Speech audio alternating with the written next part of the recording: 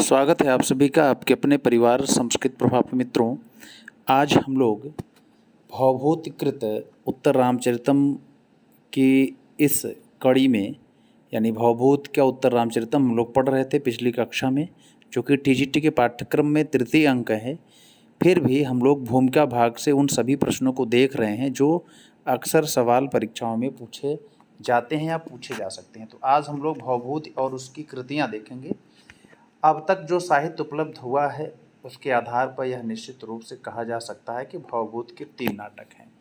तो यहाँ पर मैं कुछ विशेष बातें बताने जा रहा हूँ। यद्यपि 3 नाटक में मालती माधव जो कि यानी कि रूपक के 10 भेद थे, उसमें से नाटक और प्रकरण तो मुख्य भेद हुए थे। नाटक, प्रकरण, भाण, व्यायोग, डिम, इहा, मृग, अंक, बीथी, प्रश्न इत्यादि। ठीक है, तो इसमें से जो मालती माधव है वह प्रकरण ग्रंथ है, यानी रूपक के भेदों में से प्रकरण है, बाकी शेष 2 क्या हैं, नाटक हैं। फिर भी भवभूत के 3 नाटक के रूप में ऐसा सवाल बनता है कि भवभूत ने कितने नाटक लिखा है, तो 3 के रूप में ही उसका उत्तर दिया जाता है। जिस प्रकार से कालिदास के भी 3 नाटक थे, जिसमें विक्रमोर्वशीयम वह उपरूपक का भेद था। तो कहीं ना कहीं से आप सभी को मैं बता दूं कि ऐसे सवाल कभी कभी पूछे जाते हैं। तो फिर भी आपको अगर ये पूछा जाए कि निम्नलिखित में से कौन सा प्रकरण ग्रंथ है, तो मालती माधव होगा। ठीक है, नाटक की ही श्रेणी में आते हैं, लेकिन यहाँ पर यानी रूपक के भेद में होने के कारण ये अलग अलग इनके भेद परिगणित होते हैं। तो चलिए, मालती माधव जो कि श्रृंगार रस प्रधान है, इसमें 10 अंक हैं। महावीर चरितम और उत्तर रामचरितम में 7-7 अंक हैं। महावीर चरितम आप समझ रहे हैं, महावीर यानी हनुमान जी का वर्णन, उत्तर रामचरितम यानी राम के चरित्र का उत्तर के चरित्र का वर्णन हुआ है। ठीक है, चलिए, भवभूत और उम्बे को यहाँ तक हम लोग पढ़े थे, बस थोड़ा सा आगे चल रहे हैं। सारंगधर पद्धति, श्रीधरदास सदुक्ति करणामृत, जलहणकृत सूक्ति मुक्तावली, गदाधरकृत रसिक जीवन सुभाषित मुक्तावली और कवींद्र वचन समुच्चय। फिर उसके बाद हम लोगों ने देखा था काव्य प्रकाश मम्मट की रचना है, जो कि इसमें जो है 10 उल्लास हैं। 10 रूपक धनंजय की है, जिसमें 4 प्रकाश हैं। साहित्य दर्पण विश्वनाथ की रचना है, जिसमें 10 परिच्छेद हैं। सरस्वती कंठाभरण भोज की रचना है। रसगंगाधर तिलक पंडितराज जगन्नाथ की है। और काव्यालंकार वृत्ति जो है वामन की है। और अलंकार सर्वस्व रुय्यक की है। काव्यानुशासनम हेमचंद की है। तो ये सभी रचनाएं जरूर याद करिए। बल्लाल सेन ने भोज प्रबंध लिखा है। रात्रि रेव व्यंसरित, ये उत्तर रामचरितम के उसमें आया हुआ है। कालिदास ने भवभूत से पूरा उत्तर रामचरितम सुनकर किमपि श्लोक में भवभूत के रात्रि रेव व्यरंसित पाठ के स्थान पर अनुस्वार रहित रात्रि रेव व्यरंसित पाठ सुझाया। इस तथ्य की ऐतिहासिकता अग्राह्य है। यानी यहाँ देख सकते हैं, ऐतिहासिक दृष्टि से भोज प्रबंध सर्वथा अप्रामाणिक है। कालिदास ने भवभूत से पूरा उत्तर रामचरितम सुना था। ठीक, उसके बाद किमप श्लोक में भवभूत के रात्रि रेवम व्यरंसित पाठ के स्थान पर अनुस्वार रहित रात्रि रेव व्यंसरित पाठ सुझाया। इस तथ्य की ऐतिहासिकता अग्राह्य है। भवभूत के पूर्वोक्त 3 नाटकों का रचनाक्रम क्या है, अर्थात कौन सा नाटक सर्वप्रथम लिखा गया, कौन सा बाद में है, इस विषय में भी पर्याप्त मतभेद है। अधिकांश विद्वान निम्नलिखित क्रम मानते हैं, लेकिन यहाँ पर अंतिम में आपको मैं बता दूं कि यही टीकाकार जो है, जो कि बहुत ही प्रसिद्ध टीका है, डॉक्टर कपिल देव द्विवेदी की पुस्तक आपके पाठ्यक्रम में लगी हुई है। इस हिसाब से इन्होंने अंतिम में सिद्ध किया था कि सबसे पहले इनकी मालती माधव रचना है, और फिर महावीर चरितम है, फिर उत्तर रामचरितम। हमने आपको ट्रिक दिया था, माल महाशय उतार। ठीक है, माल महाशय उतार। ठीक है, आपको यही याद करना है, ये वाला ट्रिक, माल महाशय उतार। यानी माल मतलब मालती माधव, महा से महावीर चरितम, और उतार से यहाँ पर क्या होगा, उत्तर रामचरितम। चलिए आगे देखते हैं हम लोग। देखिए, अभी क्या है कि लाइव सेशन हम आपको नहीं दे पा रहे हैं, कुछ टेक्निकल समस्या होने के कारण हम आपको रिकॉर्डेड वीडियो दे पा रहे हैं। तो आप लोग सभी लोग एक एक प्रश्नों का उत्तर, एक एक ट्रिक अपने कॉपी में नोट करते जाइएगा। आपको आपका पाठ्यक्रम जो है आगे बढ़ना चाहिए, क्योंकि टेक्निकल समस्या का जल्द ही निवारण कर लिया जाएगा। तो आपसे लाइव होकर के हम रूबरू होंगे, लाइव सेशन से जुड़ेंगे, ठीक है। तो चलिए, आपसे एक सवाल बनेगा कि भवभूत के जो पूर्वज थे वो कितनी पीढ़ी के थे। तो वाजपेयिनो महाकवि पंचमः, पाँचवीं पीढ़ी के, यानी कि भवभूत की पाँचवीं पीढ़ी के जो कवि हुए वे हुए आपके महाकवि। पाँचवीं पीढ़ी थी इनकी महाकवि। महाकवि यानी कि यूँ कहें कि पाँचवीं पीढ़ी के थे महाकवि, फिर भट्टगोपाल हुए, फिर नीलकंठ हुए, फिर उसके बाद भवभूत हुए, ठीक है। और जतुकर्णी इनकी माता हैं, ये आप सभी लोग जानते हैं। जातुकर्णी या जतुकर्णी दोनों नाम मिलता है, ठीक है।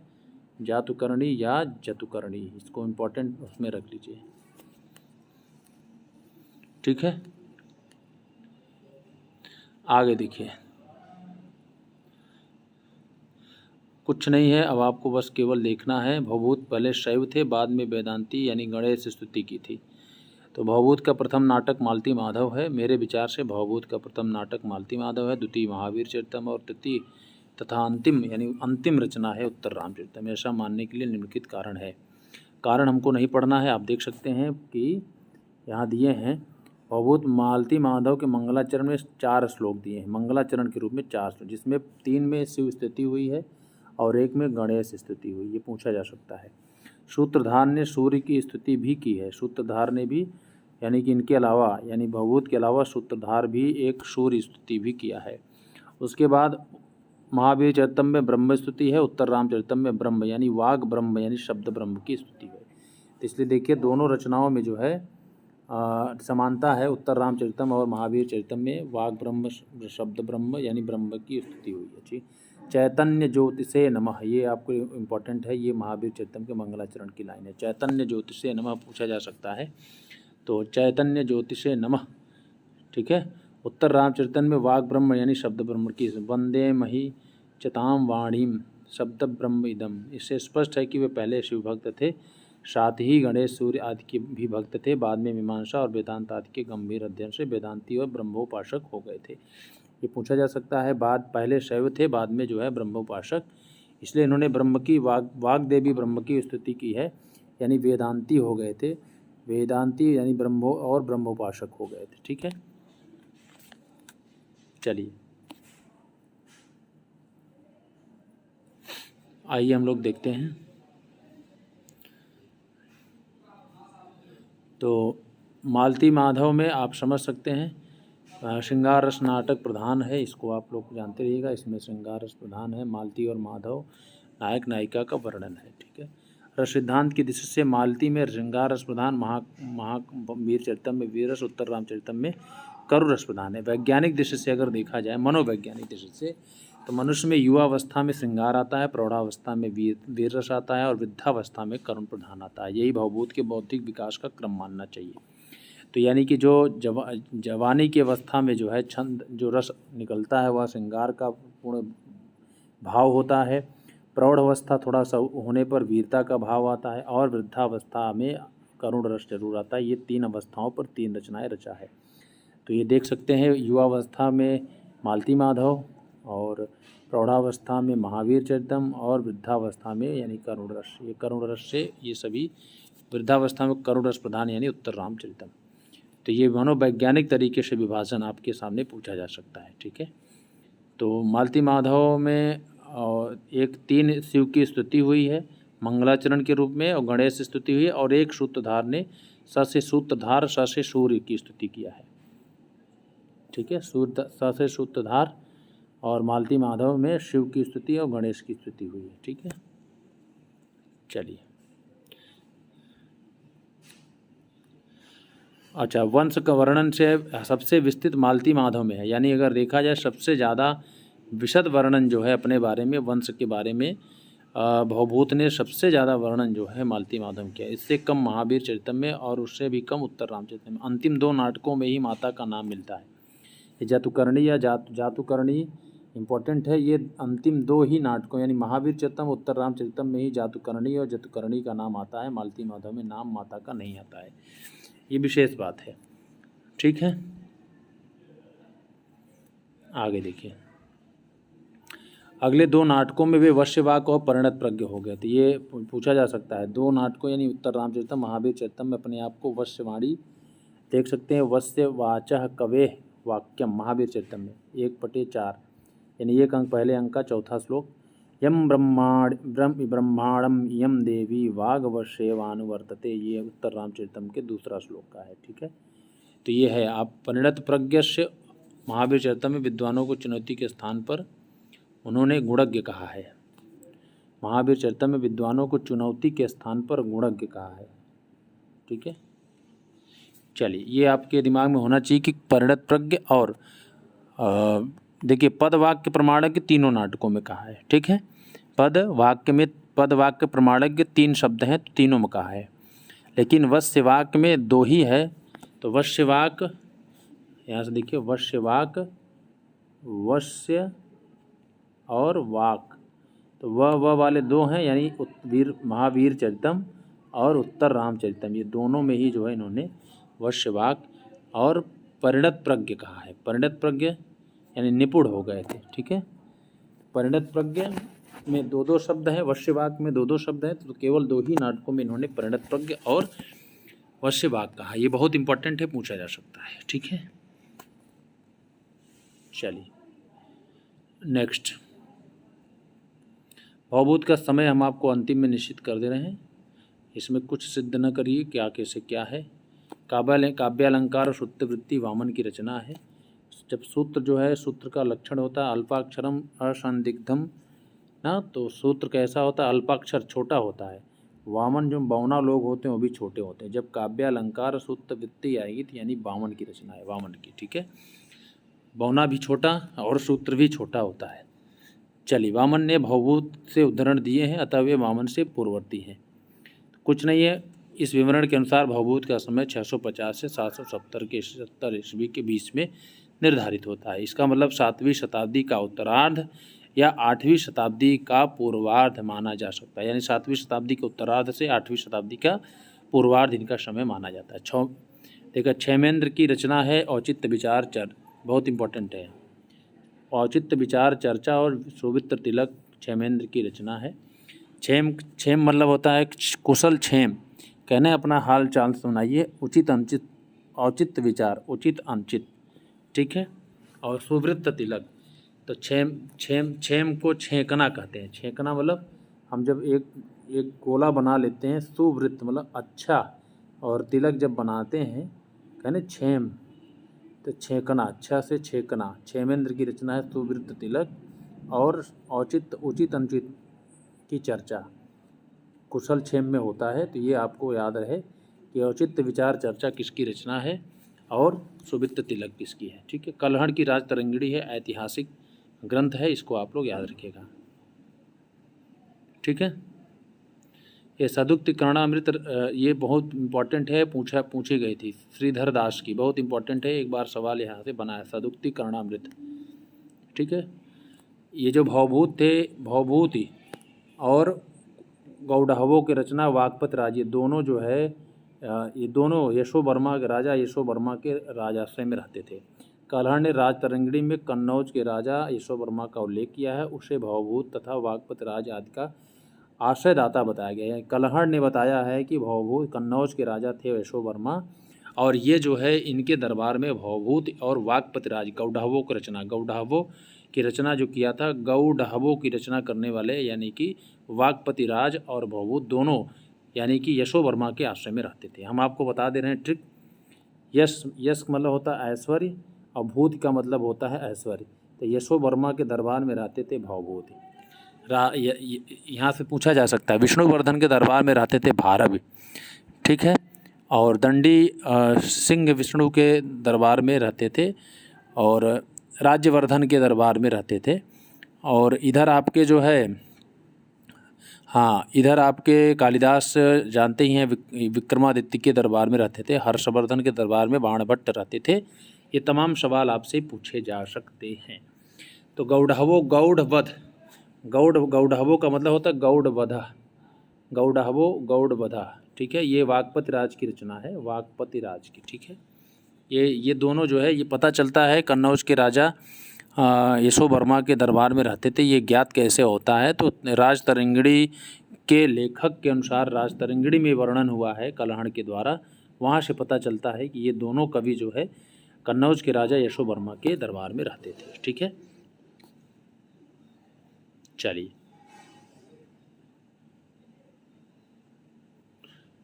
आगे देखते हैं हम लोग। राजशेखर का एक बाल रामायण है, जो यहाँ से देख सकते हैं। राजशेखर की रचना है, राजशेखर की रचना बाल रामायण, पूछा जा सकता है, आप इसको टिक कर लीजिए। राजशेखर कन्नौज के राजा महेंद्र पाल का गुरु था, इसको नोट कर लीजिएगा, इम्पोर्टेंट नहीं है लेकिन थोड़ा सा देख लीजिएगा, ठीक है। बाल रामायण नाटक है।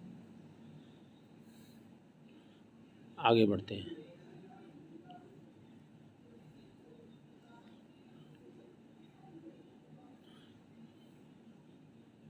अब यहाँ से आपको बहुत ज़्यादा इम्पोर्टेंट उत्तर रामचरितम की संक्षिप्त कथा को हम लोग कल की डेट में देखेंगे इस वीडियो के। इसमें तो बहुत लंबा हो जाएगा, फिर भी उत्तर रामचरितम के प्रथम अंक को हम लोग देख लेते हैं, क्योंकि 10-15 मिनट की कक्षा और 10-5 मिनट की होगी। उत्तर रामचरितम की संक्षिप्त कथा है।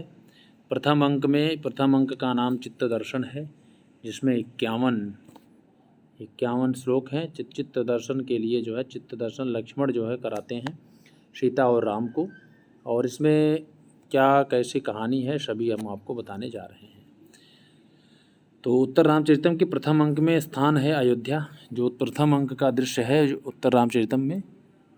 उत्तर रामचरितम की कहानी को हम लोग देखेंगे और बनने वाले सवालों को देखेंगे। यद्यपि आपके पाठ्यक्रम में तृतीय अंक है तो मेन फोकस तृतीय अंक में होगा, लेकिन पूरी कहानी आपको उत्तर रामचरितम की जाननी चाहिए, ठीक है।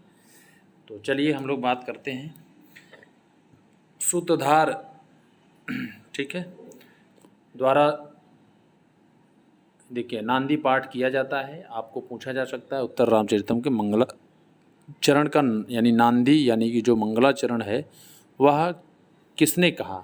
तो नांदी पाठ के पश्चात सूत्रधार के ही द्वारा कहा जाता है।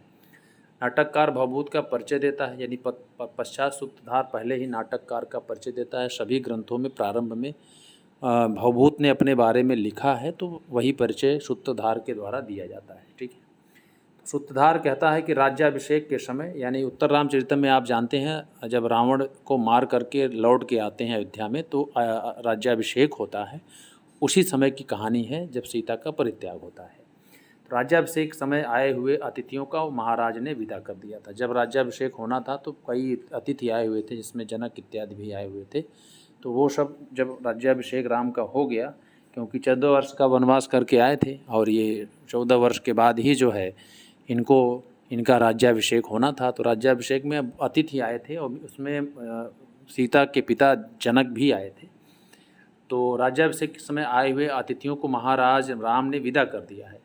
महाराज दशरथ की पुत्री शांता के पति ऋषि सिंह हैं। तो ये जो दशरथ की पुत्री शांता है, ये इनके पति हैं ऋषि सिंह, ठीक है। 12 वर्ष चलने वाला यज्ञ प्रारंभ किया था, यानी उधर राज्याभिषेक हो गया और उधर ऋषि सिंह और शांता मिल करके, यानी महाराज दशरथ की पुत्री थी, इन्होंने रोमपाद को दे दिया था, यानी दान दे दिया था। यहाँ पर देखिए दत्तक पुत्री रोमपाद की, यानी महाराज दशरथ की पुत्री थी शांता, यानी राम और लक्ष्मण भरत शत्रुघ्न की बहन, और इस कन्या को जो है रोमपाद को इन्होंने दान कर दिया था, इसलिए दत्तक पुत्री के रूप में थी, ठीक है। तो 12 वर्ष का उधर एक यज्ञ भी चल रहा था। उस यज्ञ में सम्मिलित होने के लिए यहाँ से बाहर से वशिष्ठ यानी कि राज्याभिषेक के बाद जो है वशिष्ठ के नेतृत्व में राम की माताएं और अरुंधति गई हैं। यानी वशिष्ठ की पत्नी का नाम है अरुंधति। वशिष्ठ की पत्नी का नाम क्या है? अरुंधति। तो वशिष्ठ जो कि इनके कुल गुरु हैं राम भगवान के, यानी दशरथ के कुल गुरु हैं, ये राज्याभिषेक के बाद जो है शांता के यहाँ गए हैं। वहाँ पर जो है यज्ञ चल रहा है, 12 वर्ष वाला चल रहा है, ठीक है। तो वशिष्ठ के नेतृत्व में राम की माताएं और अरुंधति गई हैं। सूत्रधार सीता विषयक लोकापवाद का संकेत करता है। सूत्रधार ये बता देता है कि जो है राम सीता को जो है लोग जो है अब यानी कि अभी तक उनको जो है शंका है, अग्निशुद्धि पर भी जो है अविश्वास है, यानी सीता का जो अग्निशुद्धि किया गया था उस पर भी लोगों का जो है अविश्वास है। तो सूत्रधार की पत्नी नटी कहते सूत्रधार सीता विषयक लोकापवाद का संकेत करता है और नट कहता है कि सीता की अग्निशुद्धि पर लोगों को अविश्वास है। सूत्रधार आशंका प्रकट करता है। ये सभी प्रस्तावना में बात होती हैं, जो कि प्रस्तावना में सूत्रधार जो है यानी सूत्र का मतलब होता है कथा वस्तु को, धार मतलब होता है धारण करने वाला। तो जो कहानी को स्टार्ट कराए, प्रारंभ कराए, भूमिका बनाए, उस पात्र को सूत्रधार कहा जाता है। तो सूत्रधार कहानी को प्रारंभ कर रहा है। अभी इस प्रस्तावना में ही बातें हो रही हैं, यानी प्रस्तावना का मतलब भूमिका बनाई जा रही है नाटक की भूमिका में सूत्रधार का बड़ा योगदान होता है। सूत्रधार ने ही मंगलाचरण को कहा है, नांदी पाठ को 12 पदा नांदी है। अगर गिनेंगे तो आपको 11 पद ही दिखाई देंगे, लेकिन प्रशासमय इत्यादि पदों को 2 भागों में तोड़ करके वहाँ पर बताया गया है कि इसलिए 12 पदों वाली वह नांदी है। और इसमें जो है वाग देवता ब्रह्म की स्तुति हुई है और पूर्ववर्ती आचार्यों की, पूर्ववर्ती कवि यानी वाल्मीकि इत्यादि, कालिदास इत्यादि की जो है भवभूत के पूर्ववर्ती आचार्यों का वहाँ पर यानी कि नमस्कार भी किया गया है। ठीक है, और उसमें अनुष्टुप छंद है, आप सभी लोग जानते हैं। तो चलिए इसके बाद हम लोग जब मंगलाचरण पढ़ेंगे तो उसकी विस्तृत व्याख्या भी होगी। इतने प्रश्नों को जानते रहिए। तो ये सभी बातें प्रस्तावना में हो रही हैं। सूत्रधार आशंका प्रकट करता है कि यदि बात राम तक पहुँचेगी तो अनिष्ट की संभावना है। नट विश्वास प्रकट करता है कि देवगण सर्वथा कल्याण करेंगे, यानी कि राम को पता चलेगा फिर भी देवता लोग उनका कल्याण करेंगे। महाराज जनक की विदाई से सीता दुखित है। उन्हें सांत्वना देने के लिए राम अंतःपुर में जाते हैं। अंतःपुर का मतलब अंदर जाते हैं। ठीक है, यहीं पे प्रस्तावना समाप्त होती है और इस पर जो है ये प्रस्तावना के अंतर्गत सूत्रधार और नट बात करते हैं आपस में और ये भूमिका बनाते हैं कहानी का जो है, यानी कि एक तरीके से स्टार्टिंग करते हैं। तदंतर यानी उसके बाद क्या होता है, सीता को अविश्वास देते हुए राम का रंगमंच पर आश्वासन देते हुए, राम क्यों आश्वासन दे रहे थे सीता को राम, क्योंकि सीता जो है जब राम का राज्याभिषेक हो रहा था तो जो अतिथि लोग आए थे उसमें से एक अतिथि थे उनके पिता यानी जनक।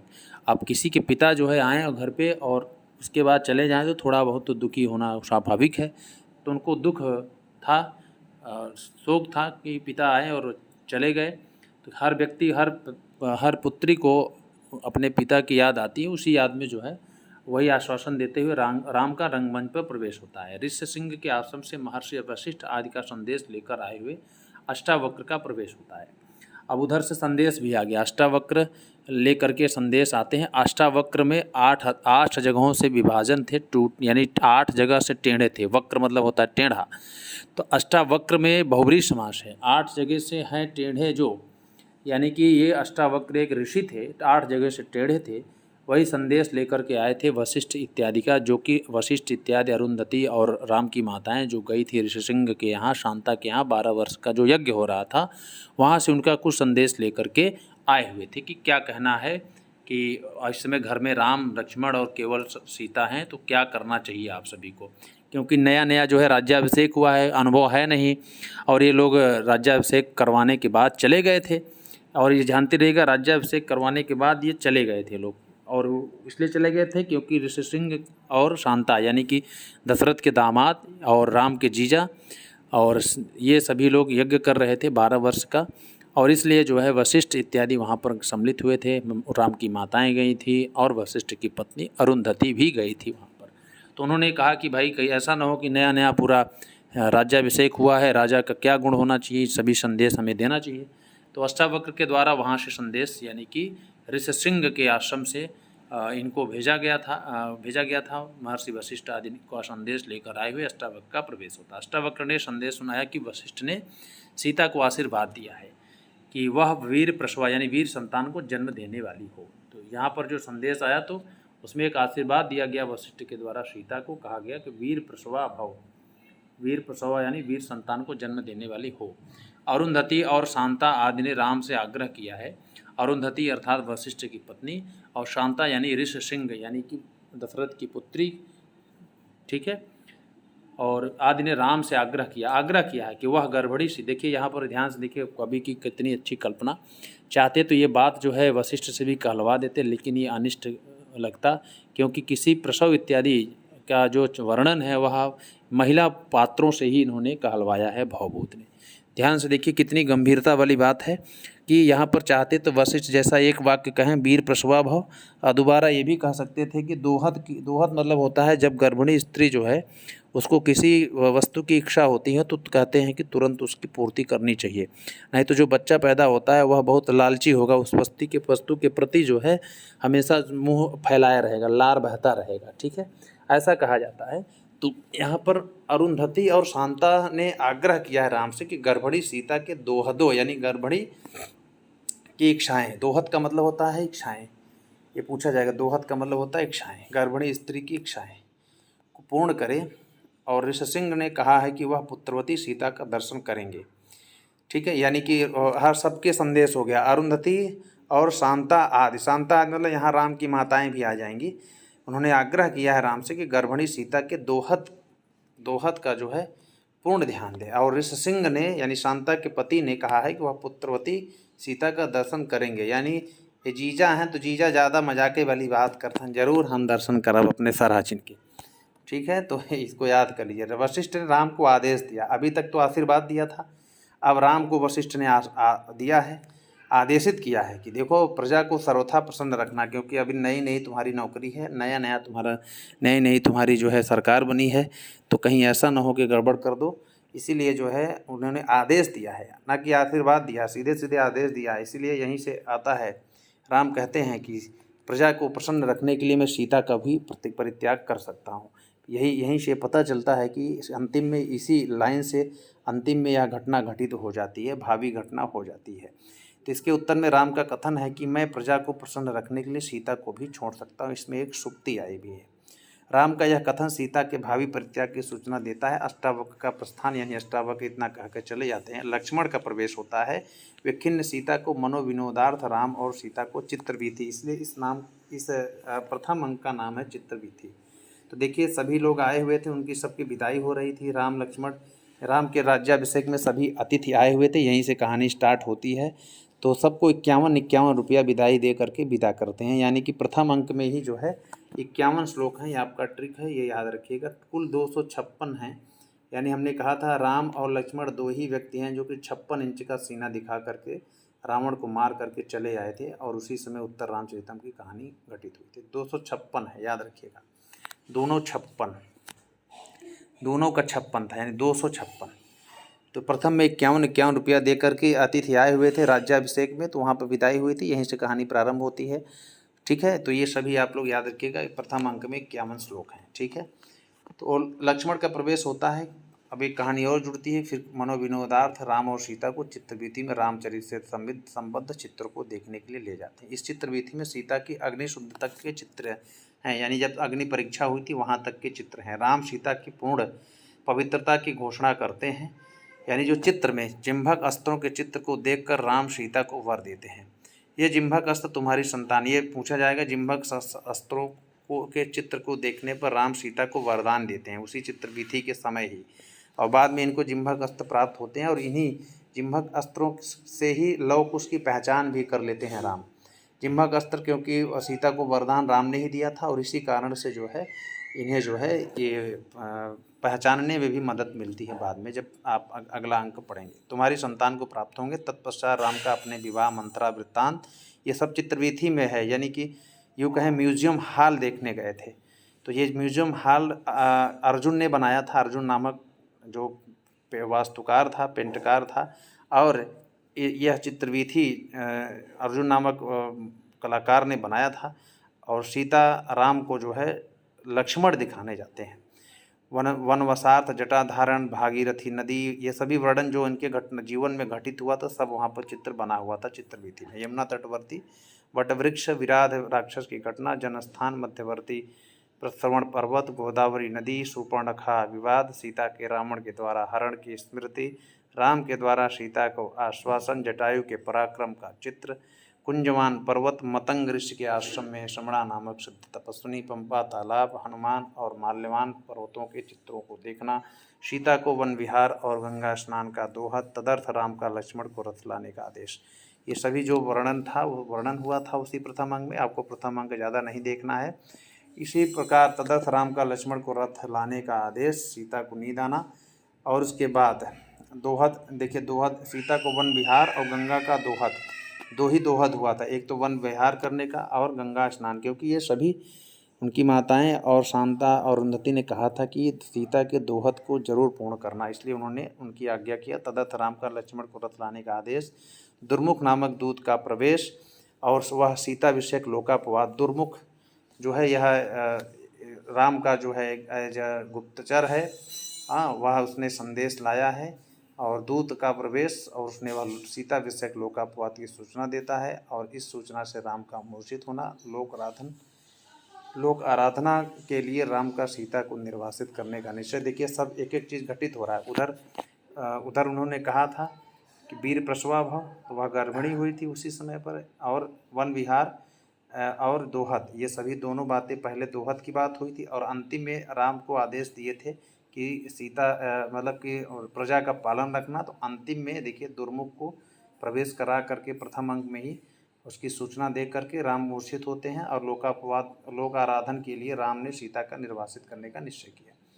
तो राम का अपने आप को दोषी बताना, राम के आदेशानुसार लक्ष्मण का सीता को रथ में बैठाकर वन में छोड़ने के लिए जाना। यहीं तक प्रथम अंक समाप्त होता है। लक्ष्मण ले जाकर के सीता को पंचवटी वन में छोड़ते हैं, दंडकारण्य में। ठीक है, तो अब हम लोग अगला, यानी प्रथम अंक का नाम है चित्रवीथी है, और इसमें 51 श्लोक हैं। इसकी घटनाएं, प्रमुख घटनाओं पर हमने चर्चा कर दिया है आपको ट्रिक के माध्यम से। वीडियो कैसा लगा लाइक करें, और पसंद आए तो बिल्कुल लाइक करें, ना पसंद आए तो लाइक करने का कोई सवाल ही नहीं है, क्योंकि आपका फीडबैक मिलना ज़रूरी है। कैसी लगी कक्षा कमेंट बॉक्स में लिखें। आज के लिए इतना ही, धन्यवाद।